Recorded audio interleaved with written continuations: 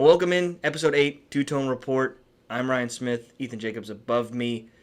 You can see to my left, right on the screen. I think I don't know. I'm out of it at this point. I just played 18 holes, walked 18 holes of golf. My brain is in shambles right now, but Yeah, guys, feel bad for him for doing that. yeah, it's my fault. Feel bad for me. I need the sympathy. The sympathy makes Jesus. my ego grow larger, and that's I need it. I need it bad. But yeah, the post Super Bowl, obviously, we'll talk about that for a second. The Super Bowl, it went, I think, how everybody sort of should have expected it to. The Seahawks just dominated the game. But post Super Bowl mock draft, I keep pointing to the other side because I'm a moron. For the Tennessee Titans, we're just going to go into day 2. So those first 3 picks that the Titans have, since they only have, the traditional first, second, and third round picks. Ethan, man, you've called me stinky before we did this. So, what's your problem with me, dude? I'm feeling very hateful today. Feeling full of It's hate. probably because And the tuna and salmon and light mayo and hot sauce you just had. And I okay, forgot the okay, I forgot the what was it? Unflavored Greek yogurt, fat free yeah, or like low fat, non-fat, non-fat. non-fat That's the Greek most yogurt. wild thing I think I could have ever imagined for a meal. That's insane. I didn't enjoy it, I can't imagine. so That sounds it's not awful. like. That sounds But terrible, dude. I had a whole rack That of burp, ribs earlier today, so dude. That burp probably just smelled awful. I can just imagine what that was like going back up. That was terrible. it was awesome. Part 2, Yeah. sequel. Get right back to it. It's like the SpongeBob episode. This burger was so great. I'm gonna have it a second time. That's what I'm doing right now. That's the whole point. That's awesome, man. But alrighty, we've got our 3-round post Super Bowl mock draft. Ethan, on the graphic to the left of me, you got the 3 guys who I think are the picks who's going to end up being picked at that 4th overall pick for the Titans. Yeah, Ruben Bain obviously on top, David Bailey in the middle, and then behind all the excitement is Arvell Reese. I think we both agree he's not going to be there at 4, or if he is, he's probably going Unless to he end up being the tests pick. pretty poorly.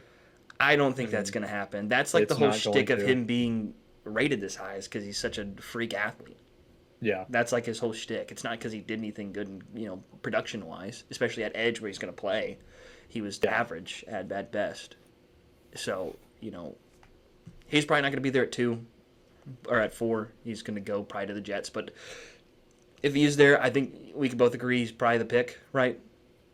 Yeah, he should be. I think with our current head coach, I think they could get the most out of him, and it would be the most value that you get out of the number 2 overall pick, especially with a draft like this where there's a lot of guys that are not super, super talented. They're just physical.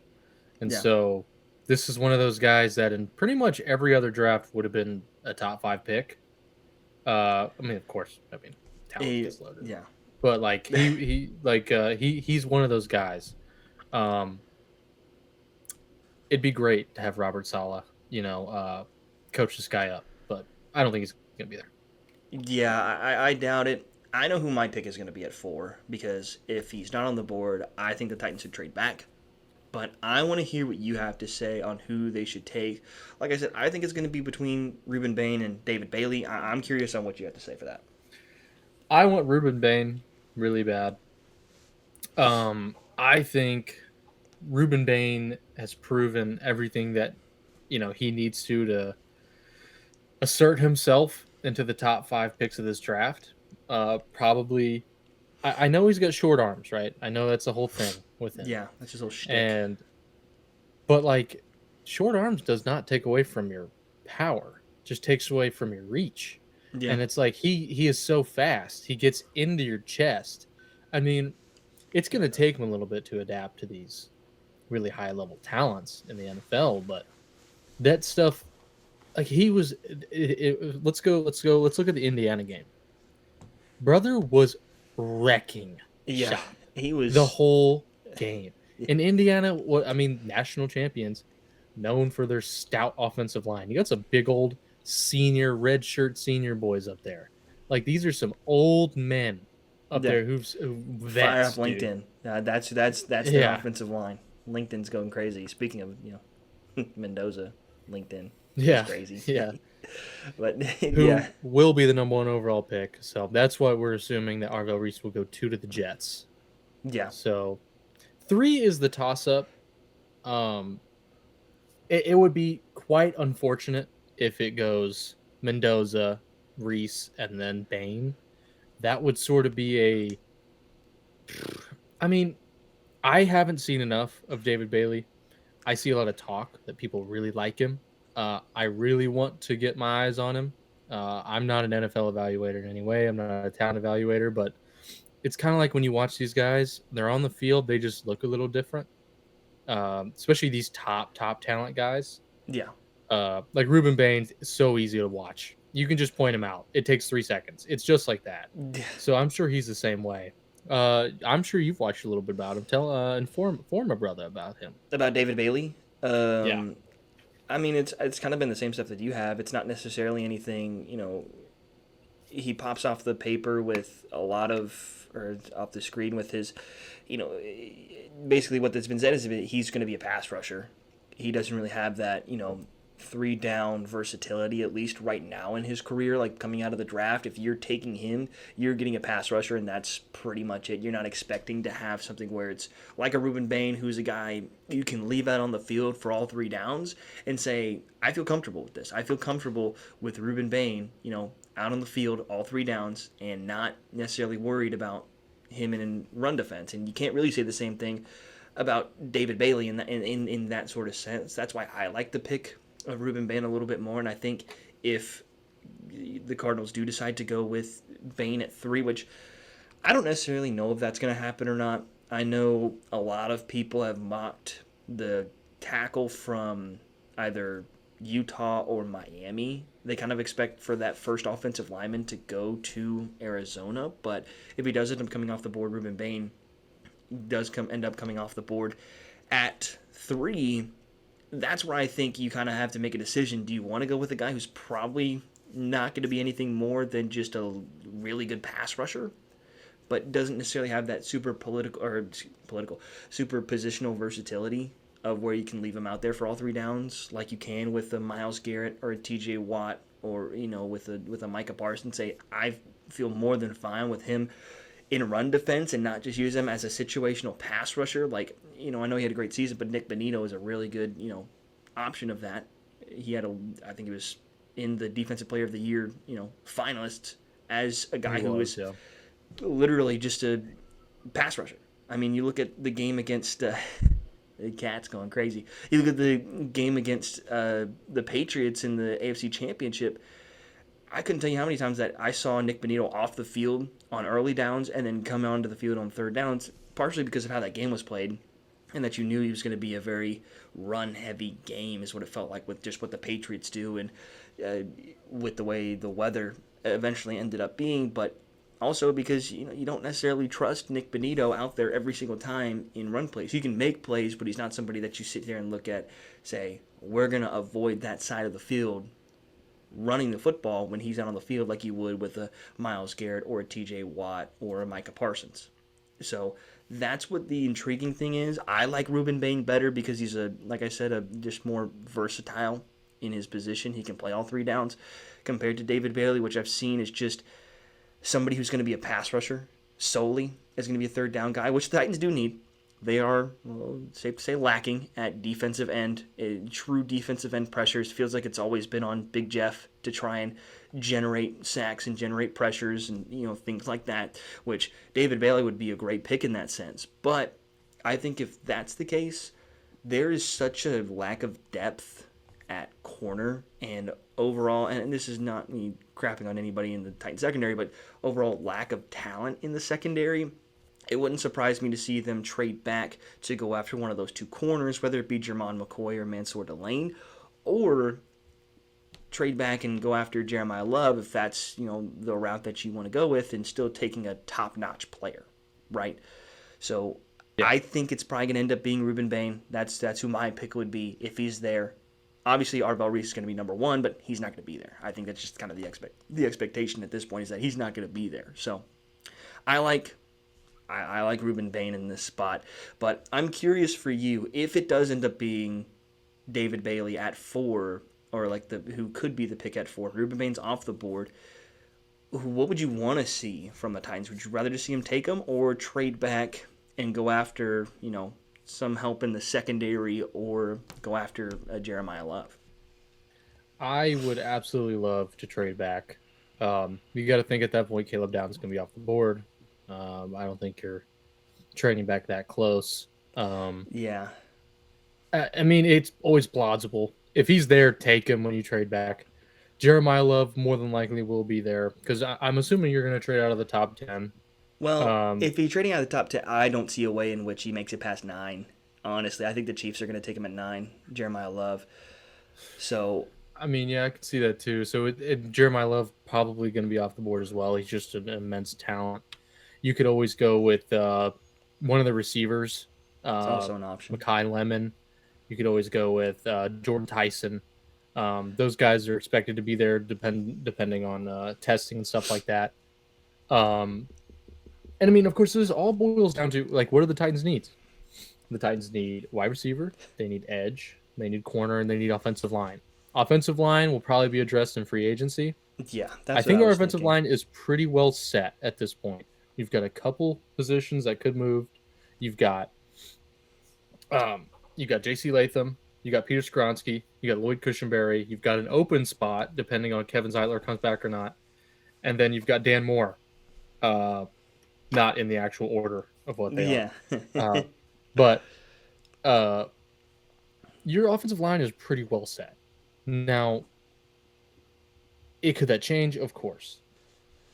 I think that's going to be addressed in free agency or later on in the draft. Yeah. These first 2 rounds will probably be very big positions of need, edge and receiver. So clearly, Ruben Bain is the number one.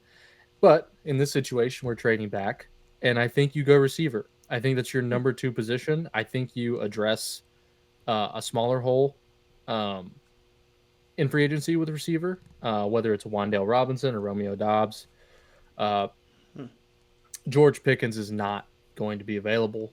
It's just not happening. That's something I want to talk Um, about later. I think it's going to be in the next episode, but I'm very curious about that for George, like the George yeah. Pickens So scenario. basically, also, was it about him being tagged? Is that a I mean, thing? it was tagged and then like potential trades as well because I was thinking about Yeah. it because that Okay. was going to be the next episode. For those that don't know, this was going to be the next episode was like sort of free agent targets and Yeah.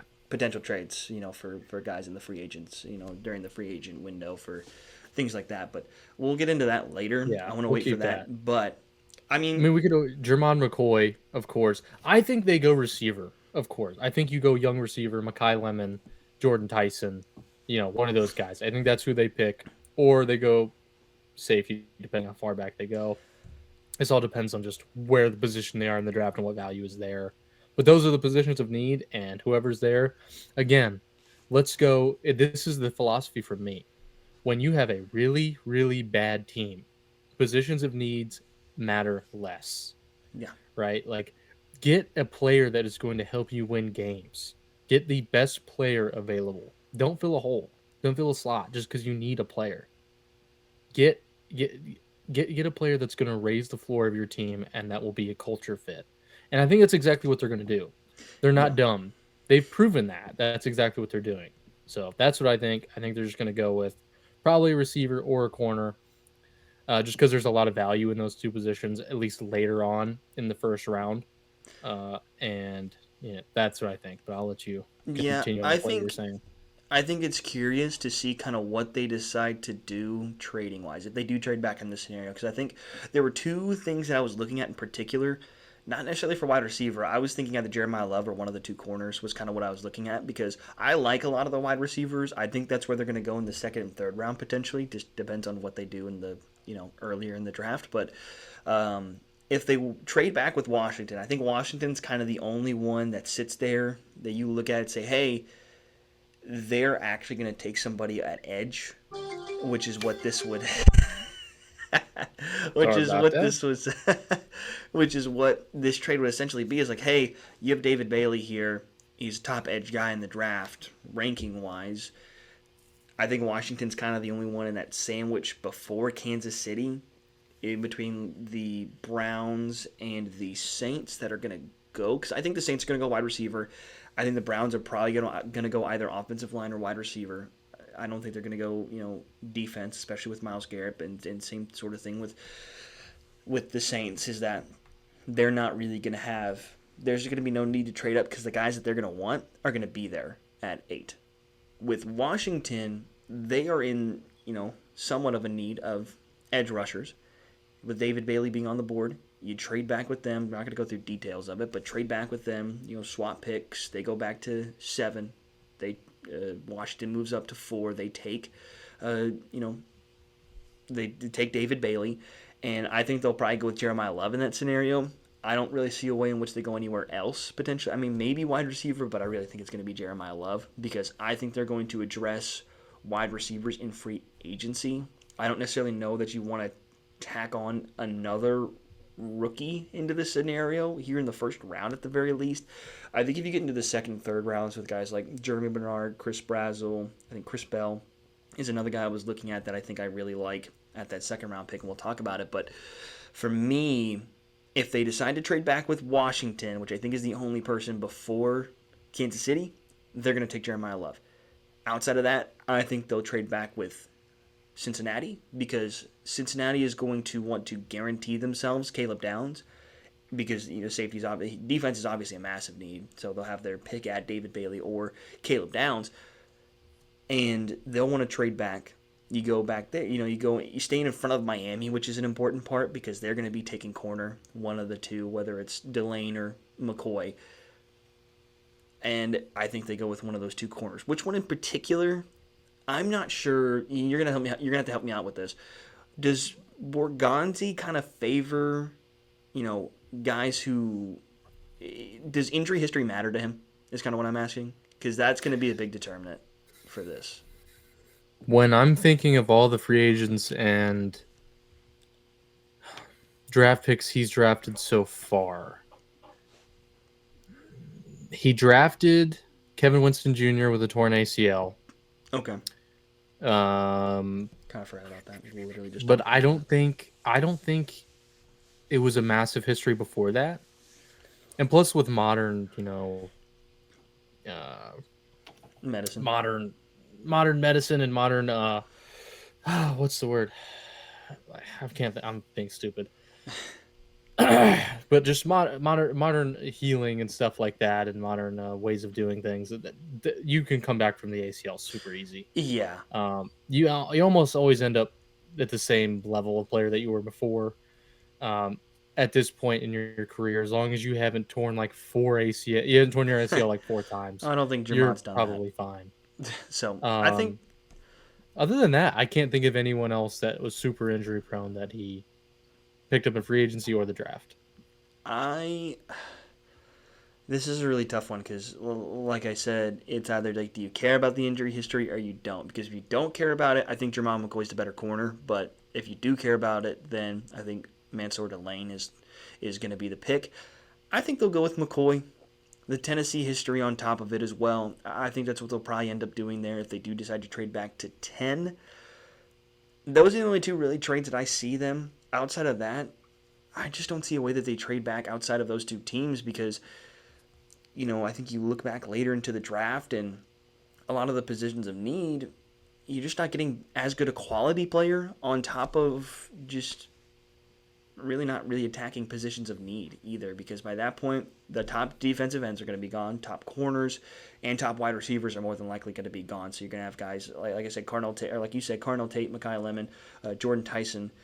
Those guys are going to be gone. Obviously, the edge rushers are going to be gone. And then, most of these top-end corners are going to be gone. So I think those are really the only two that I would see them trading back for. And if they do, I think it'll either be Jeremiah Love or Jermon McCoy. But, I mean, yeah, those are all positions of need. And I think for this draft in particular, it really does a good job of attacking some of this top-end talent and it lining up with what the Titans sort of need as, red flags saying, hey, we need to address this, whether it's in free agency or in the draft. We need to go look at this and, address it. I think it does a pretty good job, this draft class does in particular, of having those top 15 guys. You look at them like we said, you're going to have over half of them be positions of need.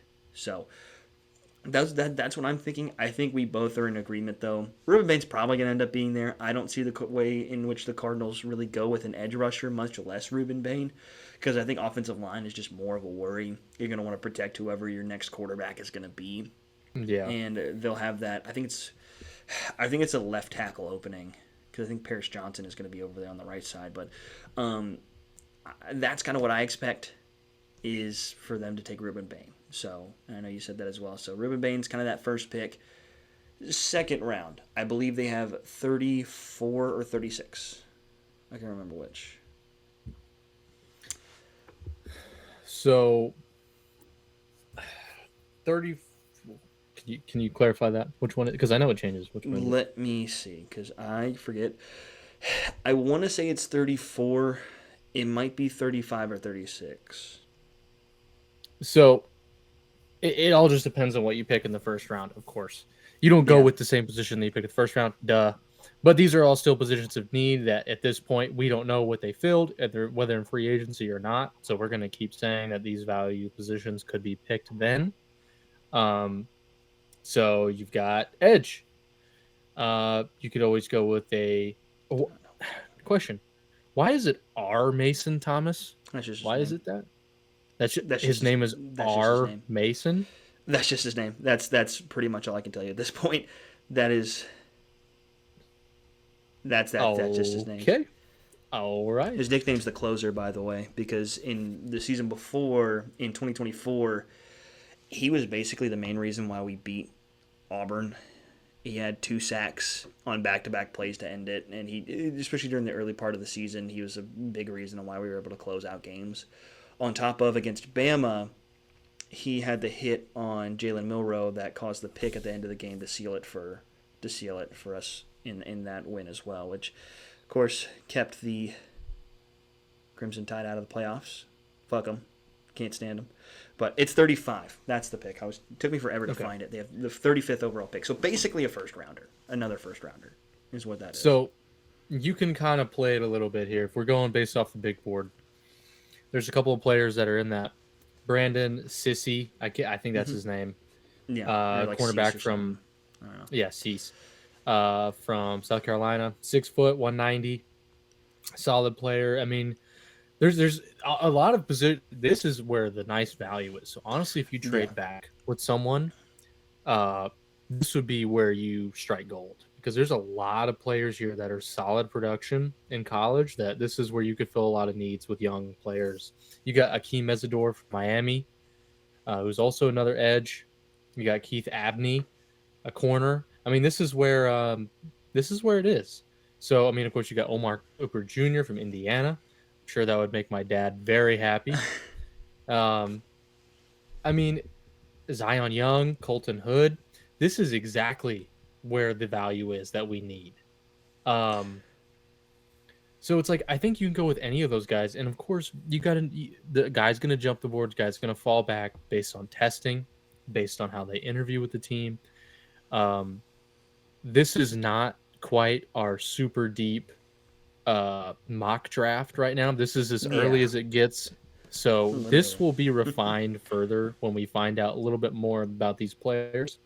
And this is basically a big overview at this point. Yeah, you're going to have combine and pro days, and on top of that, it's going to be a big determinant of, what they do in free agency, and if they do decide to trade for one of those wide receivers that, could be available in the market.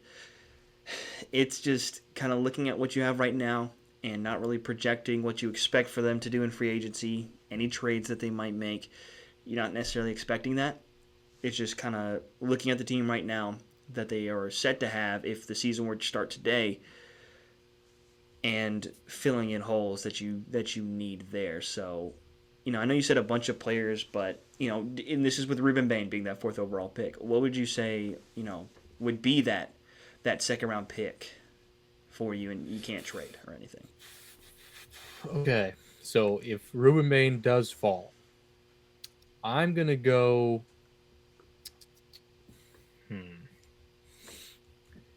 If Brandon Sissy is there, I hate saying that name. I think it's don't like know how to Cease say it. or something.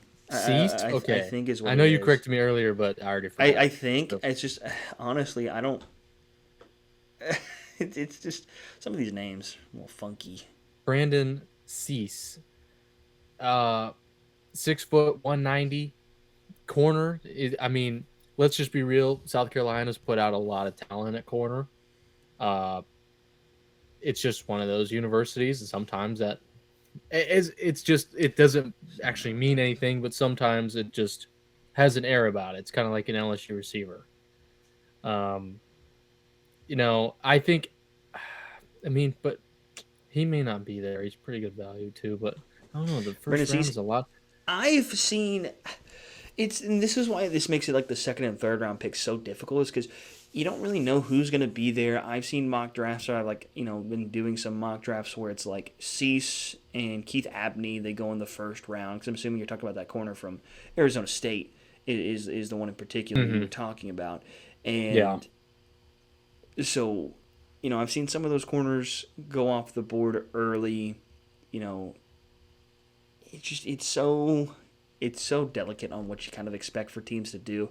I think the expectation is going to be a lot different, 2 months from now than it is now, but it makes it so difficult to truly pick who is going to be there, because at the end of the day you can only project so much into this, to where you look at it and you say he's definitely going to be there in the second round, or he's not going to be there. He's going to be a first round pick, or he's going to be take him in the second round, and no, he's going to be a third round pick. It makes it difficult to project these things truly right now. But I think for me, and I apologize, I'm looking down. I'm looking at some of these draft rankings and things like that, because I'm trying to get my head around it. I think you can sort of expect. I think Colton Hood will find his way. Cease maybe, Abney maybe. There are a couple other dudes. I think Chris Johnson was the guy's name. Another Yeah. CJ from Which would South. be awesome. I think he's San Jose State. I think is where he's from. I was looking at San that. Diego State. San Diego State. That's right. It's not Jose. Uh, I like that pick there. There were two in particular that I did like, because it just kind of depends on who was there. And for a lot of the mock drafts, most of the guys that you mentioned were taken in the first round. So it's like you don't really know what it's gonna look like, especially with a lot of those positions of high value in comparison. It's why you're gonna see Jeremiah Love taken at probably at 9 instead of first or second overall, like he in a true talent setting he should be, because I think he's probably the best player in this draft, just from a talent perspective. But because of the position he plays, and it's the same thing for Caleb Downs, because of the positions they play, they're going to be lower draft picks because of it. With some of these corners, like you look at Colton Hood, Keith Abney, Brandon Cease, they're probably not gonna make it out of the first round. I think they're probably gonna go with Chris Johnson. I think they're gonna go with the corner from San Diego State, because the things I was looking at, whenever the bios I was looking at on him, he's really strong in zone coverage. He's a really strong zone coverage corner, and that is what Salo likes to run a lot of. He's not, from what I've seen, he's not big on blitzing in some of these, where you see a lot of these defensive coordinators, some of the better ones. He's not big on the blitzing side and just letting your pass rush do the job there, and your coverage locked down to where the pass rush can get there, and not necessarily blitzing a whole lot like you would see from maybe the Vikings with Brian Flores, or from the Bucks with Todd Bowles calling the plays, where those guys are just like, fucking send the dogs after them, where it's just blitz every other play pretty much. That's not necessarily what Saleh does. So for me, what I sort of expect, I think they're going to end up going with, I think it'll probably be Chris Johnson there, is my guess. But it wouldn't surprise me to see him go with Chris Bell, the kid from the wide receiver from Louisville. I think it kind of fits what the Titans are going to want to do, and it's not a guarantee that you're going to see somebody like a Chris Brazzell make it to the third round, into that picks the 66th pick, which is where the Titans pick in the third round. I don't think you're necessarily going to see him make it there, and I don't think anybody in particular is worth trading up worth trading up for in the second round, really. That's just for me. I don't know how you feel about it. I know you said that there was a lot of really good talent that could be there, and that's kind of dependent on whether you want to trade back or not. But I don't personally see a whole lot of guys that I would sit here and say that dude needs to be traded up. You need to trade up to go get him because he's not going to be there. The next time we pick him, we have to have him on this team. I don't see that with any of these, with a lot of those wide receivers, that would be in that mid to late second round rating of where they're kind of projected to be picked. I don't personally see that. I don't know what your thought is, but for me, I think they're either going to go Chris Johnson or Chris Bell. I think it'll be Chris Johnson because I think he's going to fit what the Titans want to do at corner really well in the secondary. Plus, we've mentioned it plenty of times, the Titans need depth at corner. A lot of the guys are on the IR. A lot of the guys have been hurt. Don't really know who's going to be coming back next year as well. Could L'Jarius Sneed get cut? What happens with Jalen Armour-Davis? Who knows, right? You don't know you have no idea what this cornerback room is going to look like. Not just from a free agent standpoint, but just from you don't know what this room's going to look like. So I think you go with the guy who is going to fit really well into Robert Saleh's system, and that's going to be Chris Johnson for me. Yeah, I think that's a pretty solid pick. I love the name. CJ2. Yeah, it's and I totally agree with fitting the scheme. And I mean, we'll see. As you were saying, this cornerback room is going to be overhauled. Our defense is going to be overhauled in a lot of ways, and I think Saleh's going to bring in his guys that are. And we'll see. Of course, it's so hard to kind of do this early, but it's fun just to kind of think about it. Because we make all these predictions, all the stuff that we think about, and the perfect off season and all this and all that, and then just something crazy happens. You're never expecting it, and it's like, okay, we traded for that guy. Well, that completely like ruins. The Titans trading for George Pickens, or trading for Max Crosby, potentially. I don't think that's gonna happen. I don't think they're gonna. It's not gonna happen. He's gonna stay with the Raiders, but he said they.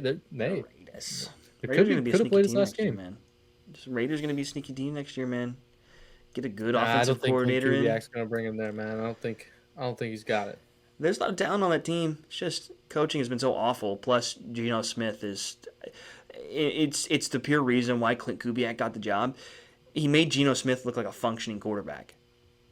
He really did. That's the only reason he got that. He's a head coach right now. And I'm not shitting against him, saying fuck you for you don't have the resume to do shit, but the fact that he made Geno Smith look like a guy who is a potential MVP candidate, a starting quarterback after just completely reviving his career and then it just all going down the toilet with Las Vegas last year, that got him the job. That got him the job without a doubt.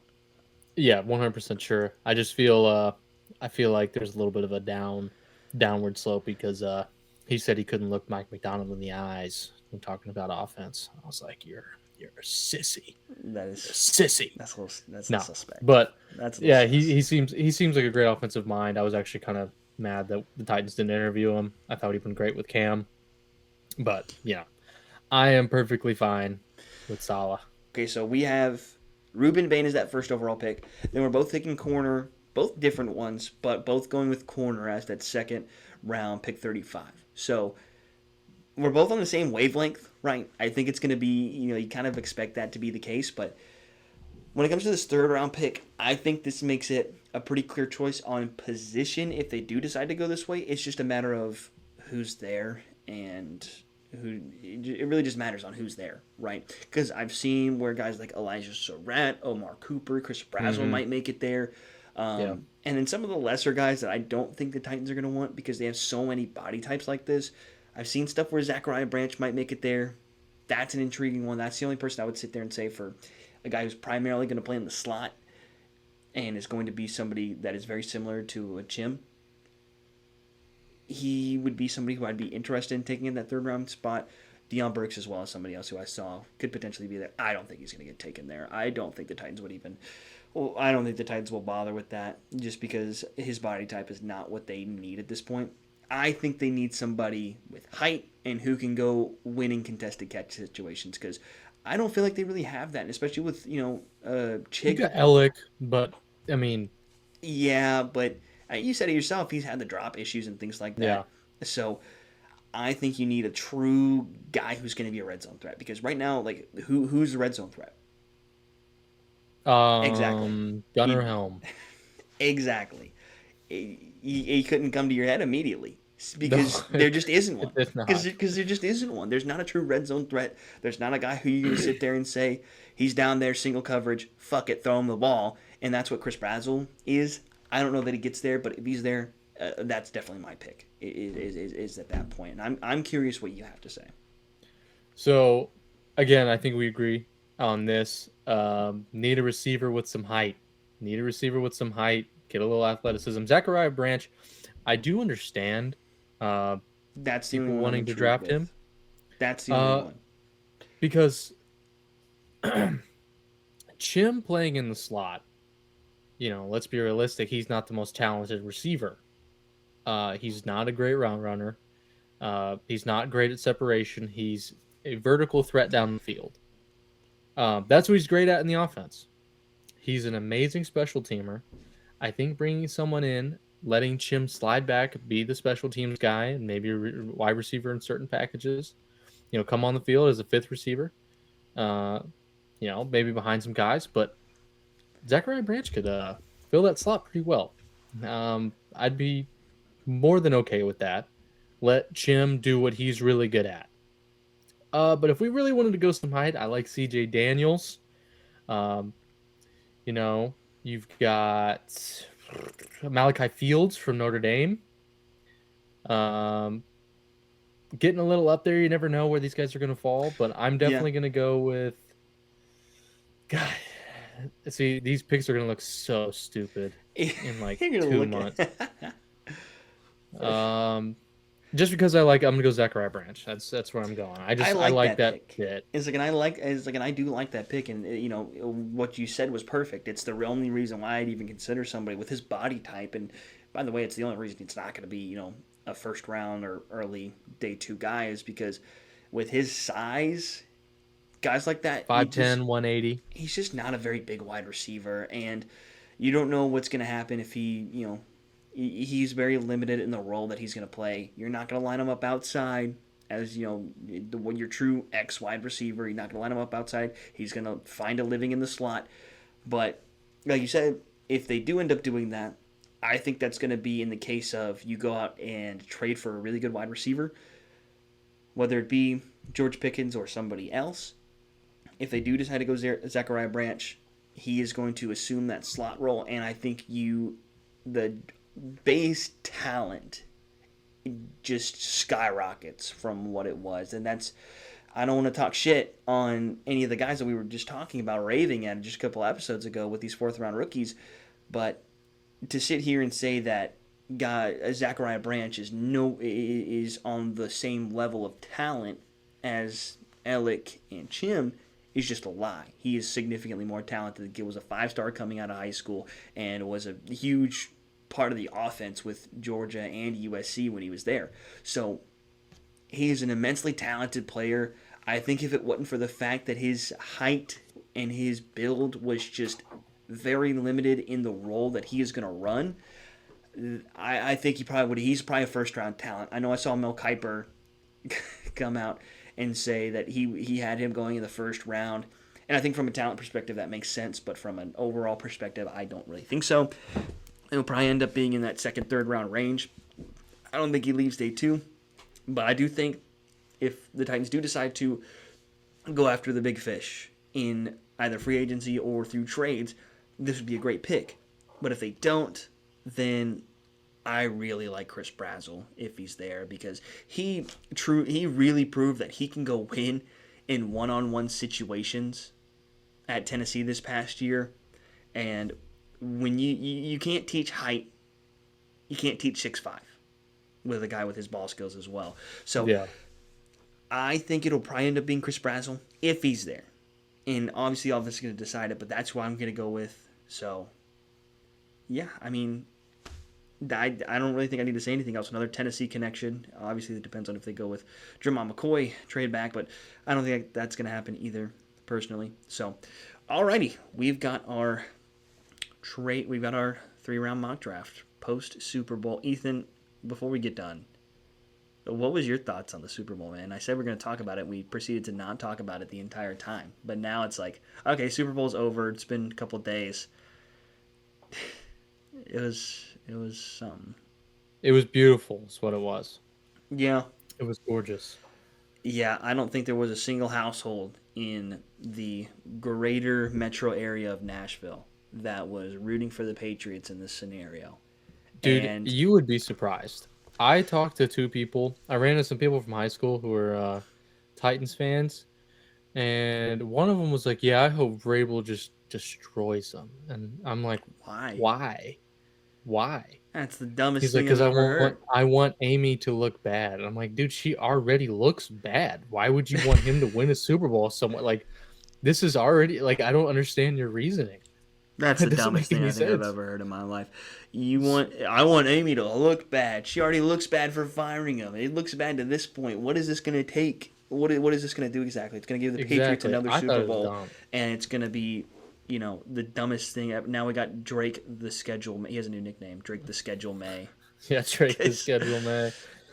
Drake the interception, I think man. my favorite part is you have him and Will Campbell. Or not him, Drake May specifically, but Will Campbell was like, "Yeah, I was hurt. I was supposed to have surgery. I was hurt." My leg had a hole Bro, in it. you can't It's like, just sit here and say that. You come got fucking torched the entire playoffs. Buddy, you look like dog water. You looked awful the entire playoffs. And it's like, yeah, I got hurt. That's the cop out, right? That's the way to get out of it. I got hurt, dang it. I was playing hurt. I'm a tough guy. I'm tough. And I love how all the videos from him whenever he's doing the pressers at LSU where it's like, if you're a defensive end, you get a sack a game, you're going to be a first-round pick. If you're, offensive lineman, you give up a sack a game, you're going to be working at Amazon. But he's going to be AI'd into so many Amazon edits. It's honestly, it's insane. I'm surprised I haven't seen any yet, honestly. I haven't seen a single one yet. I'm really surprised at that. Yeah, I remember at the beginning of the year, I don't know what's going on back there behind me in the room. I'm hearing so many noises. Sorry about that, There's folks. Today's been a bad episode for me. We're gonna get back at It's a this. struggle bus through this. We're gonna do a better job next time. But Good we carry on, there, buddy. What are we doing? But I remember Will Campbell at the beginning of the year. I just remember everyone was glazing his ass. It was like, this was most obviously the great pick. He had like one game where it was solid and he still gave up a sack, and they were like, this is obviously a great pick. Why would anyone doubt it? And I'm like, bro, he's played for, dude, that makes me so mad. Like, it's Twitter bait, of course, it's Twitter bait, but people are like, really? He sucks. And he's played like 5 snaps. It's like, dude, put a gun in your mouth and die. It's so bad. It's so awful, dude. And especially with, all the Drake May stuff. It's like everybody, can't even tell you how many Patriots fans I saw where they're like, but we faced top 5 defenses to get to the playoffs. And then when you face an offense that's not missing somebody who's missing key fucking people on there, whether it's the fucking offensive line with LA, Nico Collins with the Texans, or, Bo Nix, the starting quarterback for Denver, it's like, oh, when you realize you have to score more than 10 points in a game to win, it's crazy, isn't it? It's insane. Hey, Titans fans, let's pull up that Seahawks game where Cam Ward played. Yeah, I saw that. Let's compare. He's better. Give Cam Ward the MVP. Better. Give Cam Ward the MVP. But Cam Ward's MVP candidate. Dude, that stuff just freaking infuriates me when people just say, and because here's the problem. Some people are doing it for bait, right? But some people genuinely believe it. And it's like, it's the small percent that I know that actually believe it that makes me mad. And it just drives me up the freaking wall. You see it on, some of the comments, and I think it was A to Z that posted something with like, listen, the Cam Ward and his Seahawks. I think you said it. Most of the stuff he had, a lot of the stats he had were like garbage time, right? It wasn't even like whenever. No, that was Arizona. Was that? Oh, Seattle, he actually. Well, had a Arizona, great game, they won remember? though. They won in Arizona, so it wasn't in garbage time. Oh, it was garbage time. It was BS time. Well, okay, it's not garbage time, but it's like, okay, we're airing it We out. don't every give a single fuck time. play. Is basically what it Yeah. is. We don't give a Yeah, fuck time. it's like we're airing it out, seeing if something works. The Seahawks game, no, that was like, remember we talked about that analyzing Cam Ward. That was actually, I said that was his best game. Okay. It really was, but his best game of the year. That was. I just couldn't remember because I know there was a point where it's like, the game was really close, but also it wasn't all that close for a lot of it.